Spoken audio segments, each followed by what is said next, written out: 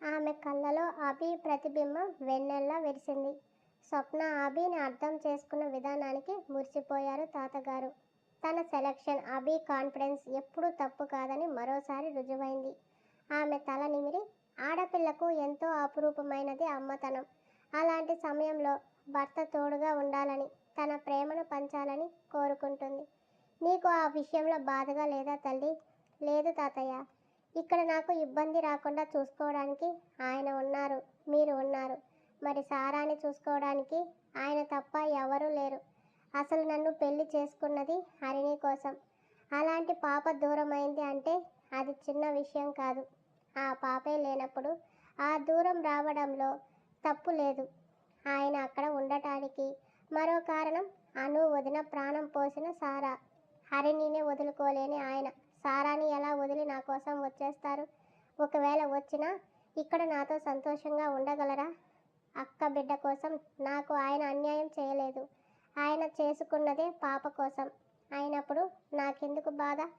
అమ్మా నాన్న లేని అనాథగా జీవితం ఎలా ఉంటుందో నాకు తెలుసు తాతయ్య. సారాకి అలాంటి లైఫ్ వస్తుందంటే నేను మాత్రం ఎలా ఊరుకుంటాను? ఆయన మనసులో ప్రేమ తప్ప నాకు మరేం అక్కర్లేదు. ఆయన ప్రతిరూపంగా హరిణి నాతో ఉంది, అది చాలు అని స్వచ్ఛంగా నవ్వింది. నాకు తెలుసు స్వప్నమ్మ, నీ మనసు ఎలాంటి క్లిష్ట పరిస్థితుల్లో అయినా పాజిటివ్గా ఆలోచిస్తుంది. నా భర్త, నా బిడ్డే నాకు ముఖ్యం, ఇంకెవ్వరూ అవసరం లేదు అనుకునే అమ్మాయివి కాదు నువ్వు. ఎంతలా అంటే దూరంగా ఉన్నారు, తండ్రి గురించి కూడా బిడ్డకి గొప్పగా చెప్పి పెంచే అంతగా. ఇలా తాతగారు స్వప్నతో అప్పుడప్పుడు కలిసి మాట్లాడుతూనే ఉన్నారు. అభి నాతో మాట్లాడాలని స్వప్న అడగలేదు. వారి మలి పరిచయం కోసం మాత్రం 1000 కళ్ళతో ఎదురు చూస్తుంది. అంతలా ఎదురు చూసే స్వప్న అభి నుంచి వచ్చిన ఇన్విటేషన్ని ఎందుకు తిరస్కరించిందంటే, ప్రస్తుతం స్వప్న అలక నిజమే అనుకున్న తాతగారు ఆమె రానంటూ ఉంటే ఊరికే ఉంటారా? అభికి చెప్పేశారు. నెక్స్ట్ డే ఎప్పట్లా మార్నింగ్ లేచి స్కూల్కి రెడీ అవుతూ బ్రేక్ఫాస్ట్, లంచ్ రెడీ చేస్తున్న స్వప్న, హరిణి రెడీ అవుతున్నావా కేక వేసింది. అటు నుంచి నో రెస్పాన్స్. మళ్ళీ పిలిచినా పలకలేదు. స్టవ్ ఫ్లేమ్ తగ్గించి వెళ్ళింది. దుప్పటి కప్పుకొని హాయిగా బొజ్జునుంది బుడ్డది. అరే ఏంటి హరిణి నిద్ర? రోజు 6ంటికే లేచి నాకు హెల్ప్ చేస్తావు. హెల్త్ బాగాలేదా అని నుదురు తాకి చూసింది. టెంపరేచర్ మామూలుగానే ఉంది. పిలుస్తుంటే డాడీ దగ్గరకు వెళ్దాం మమ్మీ అంది. పాప మొహం ఏడ్చడంతో రోజ్లా మారింది. నా బంగారం, అందుకోసం ఏడవాలా? నేను రాను కానీ నిన్ను పంపుతాలే, వెళ్దువు. నువ్వు రాకుండా నేను ఎక్కడికి వెళ్ళను కోపంగా చెప్పింది. సరే, ఎలా జరిగేది అలా జరుగుతుంది. స్కూల్ మిస్ చేస్తే టీచర్ని తన బేబీకి డిసిప్లిన్ నేర్పడం లేదు, ఇంకా స్టూడెంట్స్కి ఏం చెప్తుందని నన్నే అంటారు. నాతో పాటు మీ డాడీని కూడా. స్కూల్కి రాకుండా మమ్మల్ని మాటలు పడనిస్తానంటే నీ ఇష్టం, ఇంట్లోనే ఉండు. తాతయ్యని రమ్మంటాను, నీకు తోడుగా ఉండాలని. గ్యాస్ ఆఫ్ చేసి వచ్చేసరికి హరిణి పాప బెడ్ మీద లేదు. బాత్రూంలో వాటర్ సౌండ్ విని నవ్వుకుంటూ బెడ్ సర్ది చీర తీసుకుంది స్వప్న. ప్రతిరోజు అభిని తలుచుకుంటూ తయారవడం ఆమె దినచర్యలో భాగం. ఫ్రెష్ అయి వచ్చిన హరిణి సైలెంట్గా ఉంటే హెయిర్ కోంబ్ చేసి బ్యాండ్ వేసి టిఫిన్ తినిపిస్తుంటే వద్దని తానే తినింది. మేడం గారు అలక పాన్పు ఎక్కారని నవ్వుకుంటూ మిల్క్ గ్లాస్ ఇచ్చి లంచ్ బాక్స్ తన హ్యాండ్ బ్యాగ్ తీసుకుని స్కూల్కి స్టార్ట్ అయింది. ఎప్పట్లా 2 పీరియడ్స్ అయ్యాయి. బ్రేక్ టైంలో ఆఫీస్కు రూమ్కి వస్తున్న స్వప్నాని అటెండర్ వచ్చి ప్రిన్సిపల్ సార్ రమ్మంటున్నారు మేడం అని పిలిచారు. వెళ్ళింది వెంటనే. ఎస్ సార్ రమ్మన్నారట. ఆమె ముందు ఓ పేపర్ కవర్ పెట్టి, నీకు ఓ 2 months లీవ్ శాంక్షన్ చేశాను మిసెస్ అభిమన్య. మీ హబ్బీ ఫారిన్లో ఉంటారు కదా, వెళ్ళి రావడానికి. ఆమె షాక్ అవుతూ, కానీ నేను మిమ్మల్ని అడగలేదు కదా సార్ అంది. నువ్వు అడగలేదు కానీ నీకు లీవ్ ఇవ్వకపోతే నేను స్కూల్ క్లోజ్ చేయాల్సి వస్తుందని పైనుంచి ఆర్డర్ వచ్చింది. ఆ మాటకి ఆమె ఫ్యూజులు ఎగిరిపోయాయి. అదేంటి సార్ అలా అంటారు? మీది ఇంటర్నేషనల్ స్కూల్ కదా, మీకు చాలా నెట్వర్క్ ఉంటుంది. ఎవరో బెదిరిస్తే ఇలా భయపడతారా అని అడిగింది. ఎవరో కాదమ్మా, అవతల మనిషికి నాకంటే ఎక్కువ నెట్వర్క్ పవర్ ఉంది.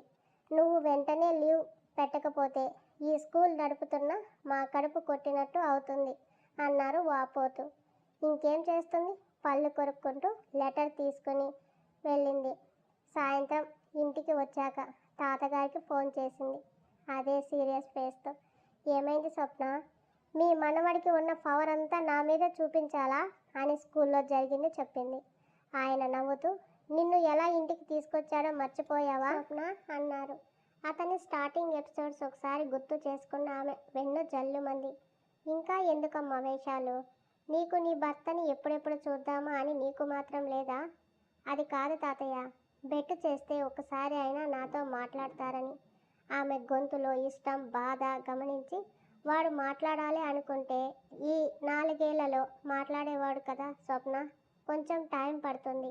పోయింది హరిణి. వాడంతా తేలిగ్గా కరుగుతాడని నేను అనుకోవడం లేదు అన్నారు. సరే తాతయ్య, నేను బయలుదేరుతాను. ఎప్పుడు వెళ్ళాలి చెప్పండి. సరే అన్నారు ఆయన.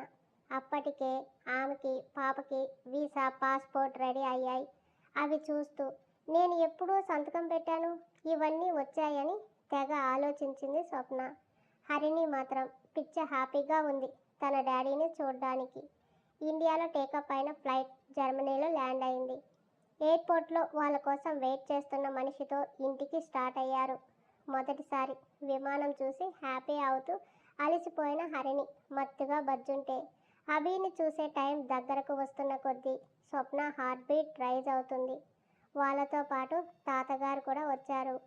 4 సంవత్సరాలు తక్కువ దూరం కాదు. ఎన్నో జ్ఞాపకాల దొంతర్లు మదిలో మెదులుతుంటే స్వప్న కళ్ళు చెమ్మగిల్లుతూ ఒడిలో పడుకున్న పాపని తదేకంగా చూస్తుంది. డాడీ అని ఎన్నిసార్లు అడిగిందో. తనకంటే తన భర్త గురించి తెలుసు కాబట్టి సర్దుకుంది. కానీ ఎందుకు ఇన్నాళ్ళు మాకు దూరంగా ఉన్నావని హరిని అడిగితే అభి ఏమని సమాధానం చెబుతాడో చూడాలని ఈగర్గా వెయిట్ చేస్తుంది. విల్లా లోపలికి కారు వచ్చి ఆగింది. విశాలంగా ఉన్న ఇంటిని చూస్తూ కారు దిగింది స్వప్న. భుజం మీద ఉన్న హరిణితో దిగడమే ఆమె కళ్ళు తన భర్త కోసం ఆర్తిగా చూస్తుంటే కనపడలేదు అభి. లోపలికి పదమ్మా అని తీసుకెళ్లారు తాతగారు. ఆయన వెంట వచ్చిన వాళ్ళకి గుమ్మంలోనే క్లారా ఎదురై ఆపి ఎర్రనీళ్ళతో సిద్ధంగా ఉండి దిష్టి తీసింది. ఫారినర్ అయినా ఆమె తెలుగు సాంప్రదాయం పాటిస్తుంటే ప్రేమగా చూసింది స్వప్న.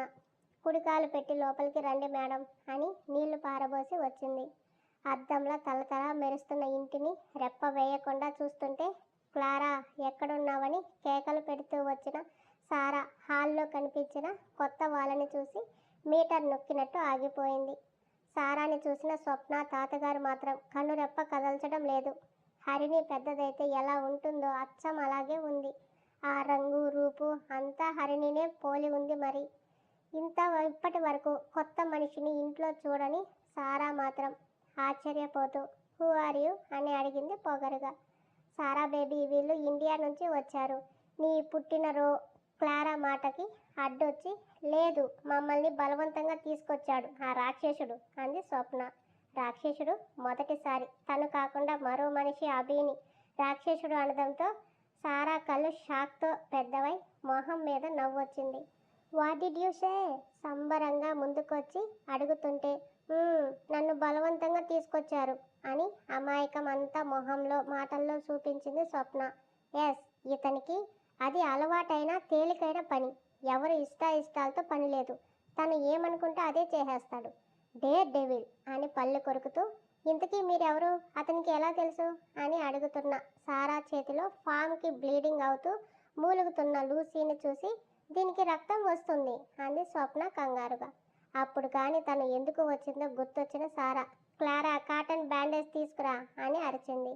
ఆమె అరుపుతో కళ్ళు తెరిచిన హరిణి మమ్మీ అంది. పాల బుగ్గలు చిందించే పాపను చూస్తూ హౌ క్యూట్ యు ఆర్ అంది. బంగారం ఇలా కూర్చో అని తనని సోఫాలో దించి క్లారా తెచ్చిన బ్యాండేజ్ కాకుండా హాట్ వాటర్ కావాలాంటీ అంది. అలాగే అని పరిగెత్తింది క్లారా. పరిచయంతో పని లేకుండా కలిసిపోయిన స్వప్న సారాని అబ్బురంగా చూస్తున్నారు తాతగారు. మూలుగుతున్న కుక్క పిల్లని చూసి నిద్ర వదిలేసిన హరిణి కూడా సోఫా దిగి వాళ్ళ వెనకే వెళ్ళింది. క్లారా తెచ్చిన హాట్ వాటర్తో పప్పి ఫామ్ కడిగి ఆయింట్మెంట్ రాసి కట్టి ఏమైందని అడిగింది సారాని. ఆడుకుంటూ ఉంటే పడిపోయింది. అక్కడ ఉన్న స్టోన్స్ గీసుకున్నాయని నీళ్లు నిలిచిన కళ్ళతో చెప్తుంటే ఓ మూగజీవి బాధని తన బాధగా ఫీల్ అవుతున్న సారా సెన్సిటివ్ మనసుకు ముచ్చటపడి, నువ్వు పెట్ లవర్వా అడిగింది. I love puppies, cats and birds. కానీ ఆ రాక్షసుడు వాటిని అలో చేయడని కోపంగా చెప్పింది. నాకు కూడా పక్షులంటే చాలా ఇష్టం అంది చిన్ని నవ్వుతో. అసలు నువ్వెవరు? అతను నిన్ను ఇక్కడికి ఎందుకు తీసుకొచ్చాడు అని అడిగింది. నేను ఇండియాలో వాళ్ళ ఆఫీస్లో పనిచేసే ఓ ఎంప్లాయీని. ఇక్కడ ఎవరో పాపని చూసుకోవడానికి రమ్మని పిలిచారు. నాకు కూడా ఓ పాప ఉంది. అంత దూరం నేను రాలేను. కావాలంటే ఆ అమ్మాయిని నా దగ్గరకు తీసుకురండి, చూసుకుంటానన్నా వినకుండా నన్ను బలవంతంగా తీసుకొచ్చారు. తను నా పాప పేరు అని చెప్తూ ఆగి అను అంది. నీకు ఎవరు లేరా? పేరెంట్స్, రిలేటివ్స్, లేదంటే మీ హస్బెండ్? తను లేరా? తను లేరు. లాస్ట్ మంత్నే కువైట్ వెళ్ళారు. అక్కడే వర్క్ చేస్తారని అబద్ధం చెప్తూ పక్కకి చూసేసరికి ఎప్పుడొచ్చాడో కార్కి ఆనుకుని హ్యాండ్స్ ఫోల్డ్ చేసి స్వప్న వైపే చూపు తిప్పకుండా చూస్తున్నాడు అభి. స్వప్న కదలడం మర్చిపోయింది. అతని చూపుతో తన చూపు కలిసింది. అనుకోకుండా కంట్లో నుంచి నీళ్లు జారి చంపల మీద పోతున్నాయి. స్వప్న సైలెంట్ అయ్యేసరికి ఏమైందన్న సారా అభిని చూసి, వచ్చేశాడు రాక్షసుడు, నువ్వు భయపడకు అని నీ నేమ్ అంది. ఆమె పలకలేదు. ఎన్నో ఏళ్ళు తర్వాత దర్శనమిచ్చిన తన పతిని కళ్ళారా నింపుకుంటుంది. హలో మిస్, మిమ్మల్నే అని కదిపి నీ నేమ్ ఏంటి అని అడిగింది. స్వప్న అని చెప్పింది. ఆ రాక్షసుడికి భయపడుతున్నావా? ఆమె కన్నీళ్లు భయంతో వచ్చాయి అనుకుంది. అంది. భయపడితే ఇంకా ఎక్కువ బెదిరిస్తాడు. నువ్వు అస్సలు పడకు. ఇక్కడ ఉన్నన్నాళ్ళు మనిద్దరం తనకి నచ్చని పనులు చేసి పిచ్చి లేపుదాం. తెలుసా, ఎల్లుండి నా బర్త్డే ఫంక్షన్ గ్రాండ్గా చేస్తున్నాడు. అతను అంటే నీకు ఇష్టం లేదా? అభినే చూస్తూ అడుగుతుంటే ఐ హేట్ హిమ్. మా డాడీని చెల్లిని చంపేసిన కిల్లర్ అంది ఆవేశంగా. చప్పున సారా నోటి మీద చెయ్యి వేసి తప్పు, అలా అనకు అంది. ఎందుకు? అతనికి భయపడుతున్నావా? నన్ను బెదిరించగలడు కానీ ఏం చేయడు. నేనంటే అంత ఇష్టం మరి అంది ప్రౌడ్గా. అంత ఇష్టం కాబట్టి భార్యని, పుట్టిన కూతుర్ని కూడా దూరం పెట్టాడు అని నిట్టూర్చి చూస్తే అభి లేడు. నీ పాప తనకి అట్రాక్ట్ అవుతుంది. నువ్వు జాగ్రత్తగా చూసుకో. ఎందుకు? పిల్లలు అంటే తనకి చాలా ఇష్టం. ఇక్కడ చాలా ఎన్జిఓస్కి హెల్ప్ చేస్తాడు. ఇండియాకి కూడా మనీ పంపుతూ ఉంటాడు. నీ పాప చూడ్డానికి భలే ఉంది కదా. తనని దగ్గర చేసుకుని నిన్ను బెదిరించి పనులు చేసుకుంటాడు అంది. స్వప్న చిన్న నవ్వుతో, నీకు ఇంత తెలిసి మీ చెల్లిని చంపాడని ఎలా అనుకున్నావు? నువ్వు చూసావా అతను చంపుతుంటే? లేదు, మా డాడీ చెప్పాడు. తనని కాల్చడం మాత్రం నేను చూశాను అంది ఖచ్చితంగా. వచ్చిన రోజే అన్నీ అడిగితే సారాకి అనుమానం వస్తుందని, సరే పాపని జాగ్రత్తగా చూసుకుంటాను, కానీ నేను ఇక్కడ నుంచి వెళ్ళాలి అంటే నువ్వు అతనితో మాట్లాడాలి, చెప్పింది వినాలి. అప్పటి వరకు నేను ఎక్కడికి వెళ్ళలేను అంది.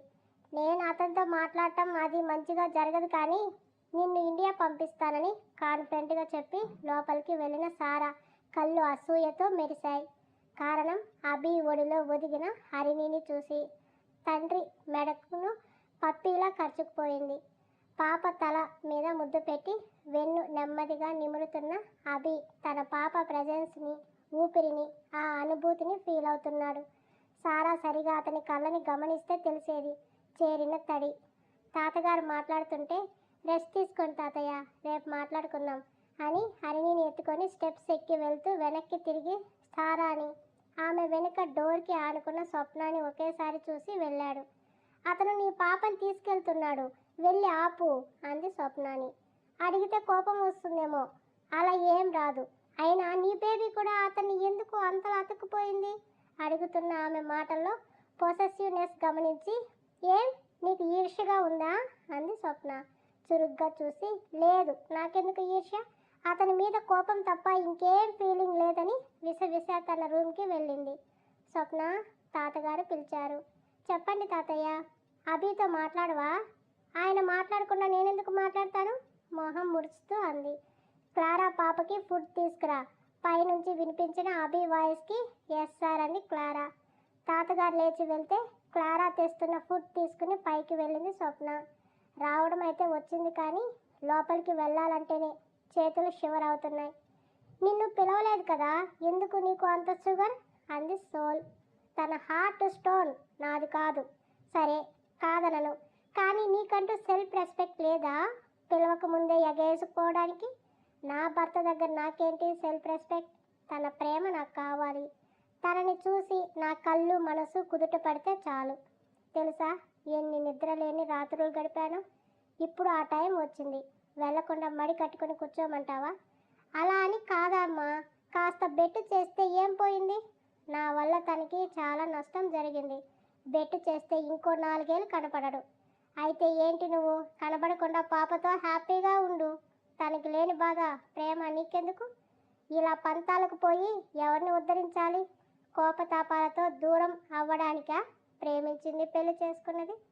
జరిగిన దానిలో నా తప్పు ఉంది. ఆ రోజు నేను కొంచెం జాగ్రత్తగా ఉంటే కథ వేరేలా ఉండేది. అయినా నా భర్త నన్ను ఒక్క మాట అనలేదు. కేవలం దూరంగా వెళ్ళాడు అంతే. సర్లే, మీ భార్యాభర్తల మధ్యలో నేను ఎందుకు అనేసి మాయమైంది సోల్. డోర్ తీసిన స్వప్నకి అభి గుండెల మీద తల పెట్టుకొని స్టోరీస్ వింటున్న హరిణిని అలా చూడటానికి 2 కళ్ళు సరిపోలేదు. బేబీ డిన్నర్ చెయ్యి, నేను ఇప్పుడే వస్తానని తనని దించి టవల్ తీసుకొని వాష్రూమ్కి వెళ్ళాడు. తడి కళ్ళతో అతన్నే చూస్తూ పాప ముందు కూర్చొని ఫీడ్ చేస్తూ ఏం మాట్లాడావు డాడీతోని అడిగింది. మమ్మీ, డాడీ చాలా స్వీట్ పర్సన్. నన్ను అస్సలు కింద వదలలే తెలుసా? 1000 వాల్ట్ బల్బులా వెలిగింది పాప ముఖం. ఇన్ని రోజులు ఎందుకు రాలేదని అడిగావా? ఏమన్నారు? మనమే ఇక్కడికి రావాలని వెయిట్ చేశారట. సారా అక్కకి స్కూల్ పోతుంది, రాలేదట. ఇంకేం అడిగావు? నేనేం అడగలేదు. డాడీనే నాతో బోలెడు మాట్లాడారు. ఏమని? కుతూహలంగా అంది. స్కూల్లో నిన్ను ఎవరైనా ఏమన్నా అంటున్నారా అని. ఇంటి దగ్గర ఎవరైనా ఇబ్బంది పెడుతున్నారా అని. నేను లేదు డాడీ అని చెప్పాను. ఇంటి చుట్టూ పెద్ద పద్మవ్యూహం వేస్తే ఇంకేం ఇబ్బంది ఉంటుంది? అన్నీ కేర్ చేస్తాడు, మాట్లాడడు అని గొనుక్కుంటుంటే, మమ్మీ మనం ఇండియా ఇప్పుడే వెళ్ళమట. వెళ్తే సారా అక్కతో అందరం కలిసి వెళ్తామని చెప్పారు. అంటే నాకు స్కూల్ లేదు, హ్యాపీగా జాలీగా ఎంజాయ్ చేస్తానని సంబరంగా చెబుతూ సారా బర్త్డే అంట, అందుకే మనల్ని పిలిచారు. స్వప్నకి మనసంతా ఎలాగో అయ్యింది.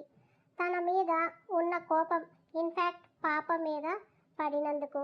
పాప చిట్టి పెదవులు తుడిచి ఇక్కడే ఉంటావా, నాతో రావా అడిగింది. నువ్వు ఎక్కడికి? మన ముగ్గురం ఇక్కడే బజ్జుందాం. మమ్మీ, నేను నా ఫ్రెండ్స్కి చెప్తాను. మమ్మీ డాడీ మధ్యలో బజ్జున్నా డాడీ మీద చేతులు, మమ్మీ మీద కాళ్ళు వేసుకుని మరీ అని చెప్తాను. పాప ఇన్ని రోజులు ఎంతలా ప్రేమను మిస్ అయింది తలుచుకుంటే ఆమె కళ్ళలో నీళ్లు ఆగడం లేదు. కిందకు వచ్చేసింది. కాసేపటికి క్లారా ఫుడ్ ట్రేతో వస్తుంటే అభి తినలేదని తెలిసిన తనని చూసి తినకుండా ఉంటాడేమోనని సైలెంట్గా ఉంటే, మేడం డిన్నర్ చేదురు రండి అని పిలిచింది. సార్కి కాదా? సార్ ఒక్క పూట మాత్రమే తింటారు మేడం, ఆఫ్టర్నూన్ నైట్ తినరు. మార్నింగ్ కూడా సారా కోసమే అంది. వద్దు, ఆకలిగా లేదని పైన తనకిచ్చిన గదిలోకి వెళ్ళి తలుపు వేసుకొని డోర్కి చారగలబడి మోకాళ్ళలో మొహం దాచుకుంది.